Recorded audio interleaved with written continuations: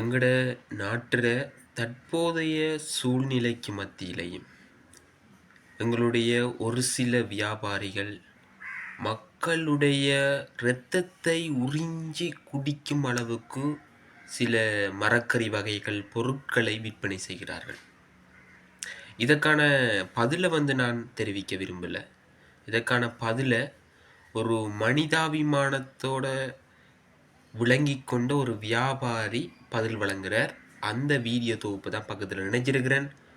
பார்த்துட்டு தயவு செய்து இந்த மக்களுடைய இரத்தத்தை உறிஞ்சி சம்பாதிக்கின்ற, அதாவது இந்த நேரத்தில், அதாவது இலங்கை எவ்வளவோ அனர்த்தத்துக்குள்ள முகம் கொடுத்து இருக்கக்குள்ளேயும் பொருட்களை அதிக விலைக்கு விற்று சம்பாதித்து வாழப்போகின்ற, சொத்துக்கள் சேர்க்கின்ற வியாபாரிகளுக்கான வீடியோ பதிவு தான் இப்போ பார்ப்போம். அவர் என்ன பதில் கொடுக்குறன்றதை பார்த்துட்டு தயவு செய்து திருந்திக் கொள்ளுங்க.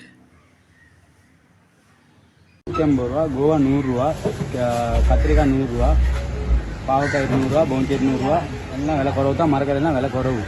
ஏன்னா நேற்றெல்லாம் கேரட் 4000 ரூபா சொன்னாங்க, லீஸ் 3000 சொன்னாங்க, கோவா 1000 ரூபா சொன்னாங்க. அப்படி இல்லை, இந்த டைமில் சம்பாதிக்கல. ஆனால் லாபத்துக்கு விற்கிறோம். கேரட் கிலோவே 600 ரூபா தான் விற்கிறேன். கத்திரிக்காய் 400 ரூபா தான் விற்கிறேன். எல்லா சாமானும் விலை குறைச்சி தான் விற்கிறேன். கூட விற்கிறாங்க. அதுக்கு செய்ய வழியில் இந்த டைம்ல சம்பாதிச்சு என்ன செய்யும்? ஆட்களை ரத்தத்தை குடிக்க எல்லாத்தையும் நாங்க பாவம் இல்லையா மக்கள்? இந்த நேரத்துல ஆட்கள் ஆபத்து நேரமும் ஆட்கள் தான் பார்க்க. அது யாருக்கு போயிட்டு சேர போகுது? அதை குறைச்சு நீங்க இந்த லாபம் இல்லாம குறை வைக்கிறீங்க. பாவம் தானே, என்ன தெரியும் லாபம்? இப்ப லாபம் தேடி சரி வராது. லாபம் தேடி நான் என்ன செய்யும்? நான் இன்னைக்கு இந்த வேலைக்கு வித்தனா நாளைக்கு 4 பேர் வந்து அடையாவேன். நல்ல போடி என்ன 4 பேர் தூக்கி போட்டு சரி வருவாங்க இல்லையா? இப்ப லாபம் எதிர்பார்த்து சரி வராது. மக்கள் இருக்கிற நிலையில லாபத்தை பார்த்தா சரி வருமா? நிறைய பேர் விற்கிறாங்க. அவங்களுக்கு சொல்ற ஐடியா என்ன? அவங்களுக்கு என்ன சொல்ல, இப்ப லாபம் பார்த்து வேலையில் அந்த காசு வயிற்று, அந்த காசுல சாப்பிட்டா வயிற்று ஒட்டாது. அதான் உண்மை. அதானே உண்மை. ஆளுக்கு பாவம். அவ்வளவுதான் சொல்ல. நன்றி.